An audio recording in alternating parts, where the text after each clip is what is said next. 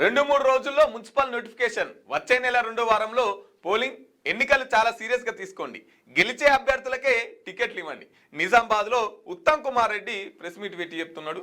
2-3 రోజుల్లో మున్సిపల్ ఎన్నికల నోటిఫికేషన్ వెలువడుతుందని మంత్రి ఉత్తమ్ కుమార్ రెడ్డి వెల్లడించారు. వచ్చే నెల 2వ వారంలో పోలింగ్ నిర్వహించే అవకాశాలు ఉన్నాయని తెలిపారు.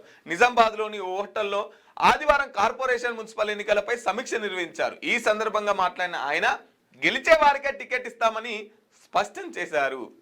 గెలిచే వారికే నువ్వు ఎట్లా చెప్తావు? ఆయన ప్రజల చేతులు ఉంటుంది అది. అయితే ఇంకో 2-3 రోజులలో మున్సిపల్ నోటిఫికేషన్ వచ్చే అవకాశం ఉందంట. కాబట్టి ఇక బీఆర్ఎస్ పార్టీలు అయితే ఇన్ఛార్జీలను పెట్టుకున్నారు నియోజకవర్గాల వారీగా.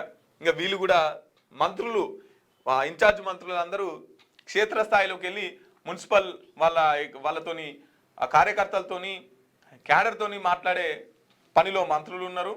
బీఆర్ఎస్ పార్టీ వాళ్ళు కూడా అదే ఉన్నారు. ఇక బీజేపీ వాళ్ళు కూడా ఆల్రెడీ కార్యకర్తలను ఫిక్స్ చేసిరు. ఇక వాళ్ళకి ఒక బీఫామ్ ఇచ్చుడే లేటు, ఎందుకంటే షెడ్యూల్ విడుదల కావాలి కాబట్టి. సో ఇట్లా మొత్తం మీద అయితే మున్సిపల్ ఎన్నికలకు ఇక తొందరలోనే నగారం మోగనున్నట్టు మనకు అర్థమవుతుంది. ఇక బర్రె మంచిది అయితే దొడ్లనే అమ్ముడు పోయినట్టు వీళ్ళ ప్రయత్నాలు ఎట్లుంటాయంటే అంగట్లకు పోయి అమ్ముడు పోయే కార్యక్రమాలు చేస్తూ ఉంటారు.